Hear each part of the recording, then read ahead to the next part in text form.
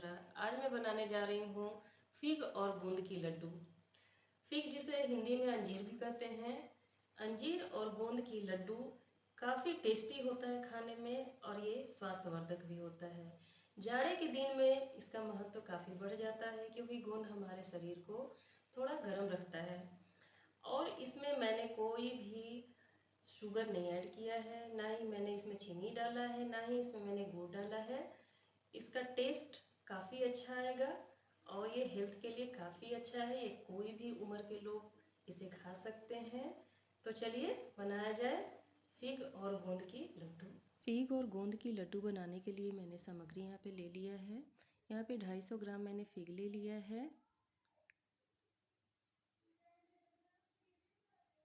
ये देखिए 50 ग्राम मैंने काजू ले लिया है। 50 ग्राम मैंने बादाम ले लिया है। थोड़ा सा मैंने पॉपी सीड्स ले लिया है। थोड़ा सा मैंने गोंद ले लिया है। गोंद ज़्यादा मैंने नहीं लिया है क्योंकि गोंद काफ़ी गर्म होता है।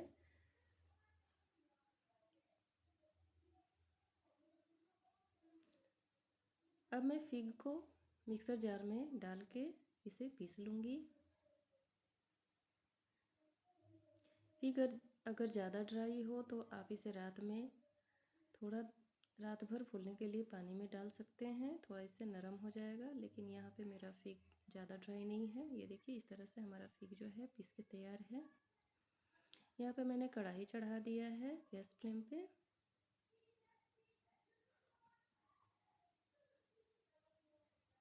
अब मैं यहाँ पे 1 चम्मच घी डालूँगी। घी जो है हमारा ज़्यादा है क्योंकि ठंडे का दिन है।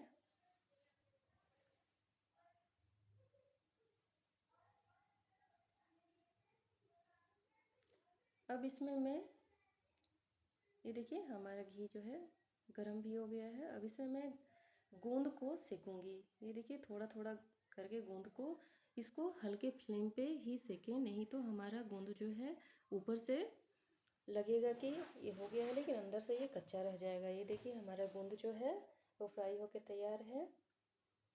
ये हमारा थोड़ा सा जो इसमें घी बच गया है उसी घी में हम ड्राई फ्रूट्स को फ्राई कर लेंगे।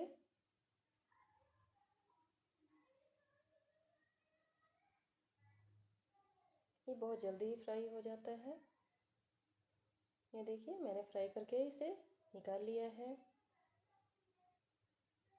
ये देखिए हमारा गोंद जो है ठंडा हो चुका है और ये देखिए किस तरह से ये क्रिस्पी हो चुका है। इसमें अंदर में बिल्कुल ही कच्चापन नहीं है। अब मैं उसी घी में फिग को रोस्ट करूँगी।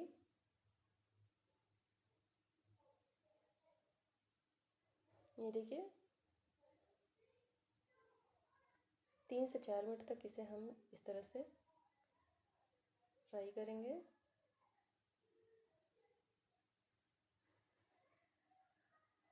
ये देखिए इस तरह से हमारा कुछ देर के बाद इस तरह से हमारा कलर भी चेंज हो जाता है। कलर जो है डार्क हो जाता है और ये टेक्सचर इसका इस तरह से आ जाता है।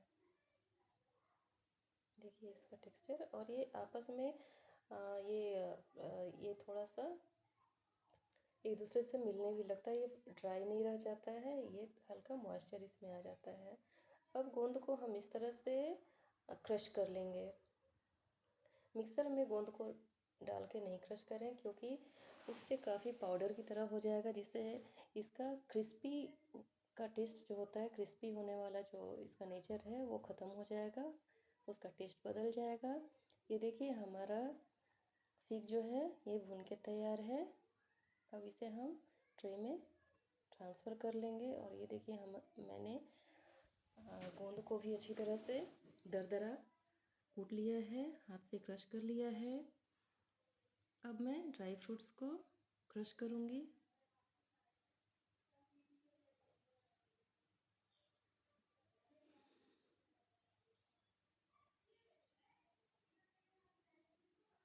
ये देखिए इस तरह से दरदरा हमारा कूट के तैयार है ये ड्राई फ्रूट्स भी।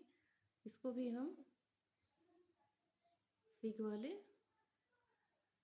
पाउडर में मिला लेंगे। ये देखिए इस तरह से हमारा ये रेडी है मिश्रण। ये भी गरम है। ये मिश्रण जब गरम रहे तभी हम लड्डू बना लेंगे, नहीं तो फिर ये लड्डू हमारा बनने में थोड़ा तकलीफ़ होगा, परेशानी होगी। ये देखिए इस तरह से हम एक एक करके लड्डू बना लेंगे और ये पॉपी सीड्स में इसमें हम इस तरह से डाल करके इस लड्डू को बनाएंगे। ये देखिए हमारा लड्डू बनके तैयार है। इस तरह से इस ठंड में आप भी घर में अपने लड्डू बनाएं और सेहत से ये लड्डू भरपूर है।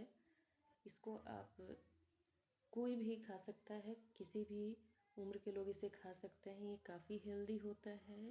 ये गोंद जो है बहुत ही गर्म होता है, इसको खाने से ठंड में सर्दी खांसी भी दूर रहता है। तो अगर ये वीडियो पसंद आए तो इसे लाइक शेयर सब्सक्राइब ज़रूर करें। थैंक यू, धन्यवाद।